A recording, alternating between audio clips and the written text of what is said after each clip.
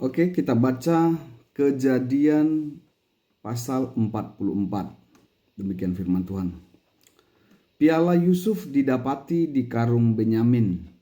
Yusuf memberi perintah kepada pengurus rumahnya, isilah karung orang-orang itu dengan bahan makanan sebanyak yang dapat mereka bawa, dan taruhlah uang mereka masing-masing di mulut karungnya. Taruhlah pialaku, piala perak itu di mulut karung anak yang bungsu, serta uang pembayar gandumnya. Lalu dilakukannya seperti yang dikatakan Yusuf.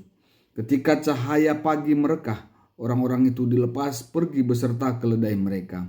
Mereka belum begitu jauh keluar dari kota itu ketika Yusuf berkata kepada pengurus rumahnya, "Pergilah, kejar orang-orang itu, dan apabila engkau sampai kepada mereka, katakanlah kepada mereka, 'Mengapa kamu membalas kebaikan dengan kejahatan? Bukankah ini piala yang dipakai tuanku untuk minum dan yang biasa dipakainya untuk meramal? Sungguh jahat yang kamu lakukan itu.' Ketika sampai kepada mereka, ia memberitahukan kepada mereka perkataan Yusuf itu. Jawab mereka kepadanya, 'Mengapa tuanku berkata demikian? Tidak mungkin hamba-hambamu ini berbuat begitu. Bukankah uang yang kami dapati di mulut karung kami telah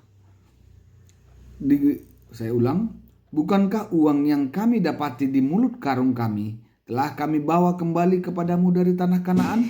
Bagaimana mungkin kami mencuri perak atau emas dari rumah tuanmu?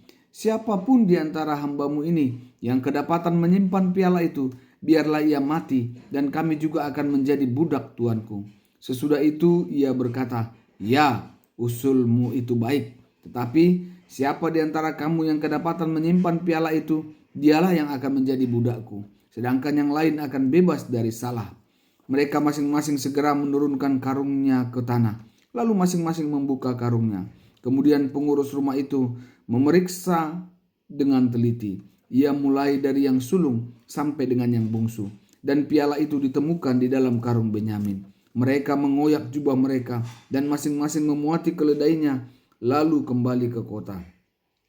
Sesampainya Yehuda dan saudara-saudaranya ke rumah Yusuf, Yusuf masih ada di situ. Lalu mereka sujud di hadapannya sampai ke tanah. Kata Yusuf kepada mereka, 'Perbuatan apa yang kamu lakukan ini? Tidak tahukah kamu bahwa orang yang seperti aku ini pasti dapat meramal?' Yehuda berkata, 'Apa yang dapat kami katakan kepada tuanku?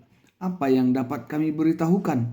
Bagaimana kami dapat membenarkan diri kami? Allah telah memperlihatkan kesalahan hamba-hambamu ini.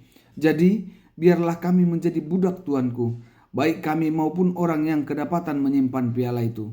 Namun jawabnya, 'Tidak mungkin aku berbuat demikian.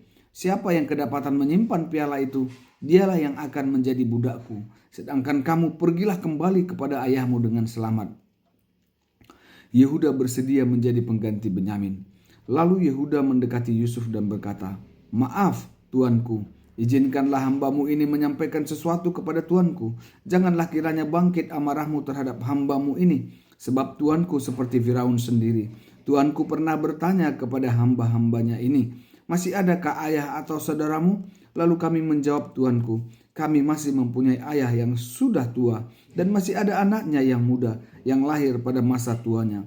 Saudara kandungnya telah meninggal dan hanya dia sendiri yang tinggal dari mereka yang seibu. Sebab itu ayahnya sangat mengasihi dia.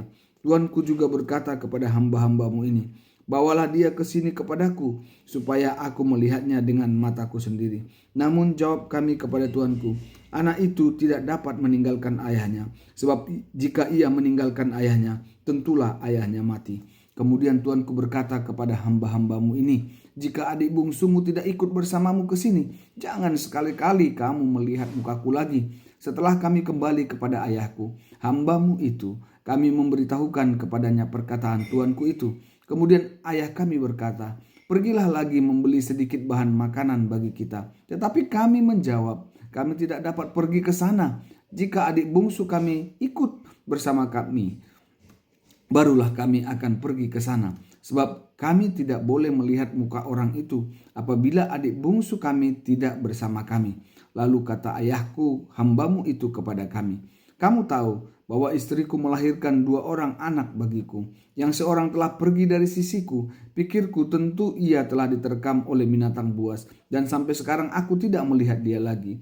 Jika anak ini juga kamu ambil dari sisiku dan bahaya menimpanya, kamu membuat orang ubanan ini turun ke dunia orang mati dalam duka cita. Jadi sekarang apabila aku datang kepada ayahku, hambamu itu, dan anak itu tidak ada bersama kami, padahal ayahku tidak dapat hidup tanpa dia, tentulah ayahku akan mati bila dilihatnya anak itu tidak ada.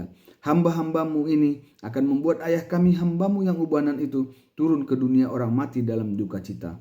Tetapi hambamu ini telah menjadi jaminan bagi anak itu di hadapan ayahku dengan mengatakan, jika aku tidak membawa dia kembali kepadamu, aku berdosa kepadamu. Ayahku seumur hidupku, sekarang biarlah hambamu ini tinggal menjadi budak tuanku menggantikan anak itu.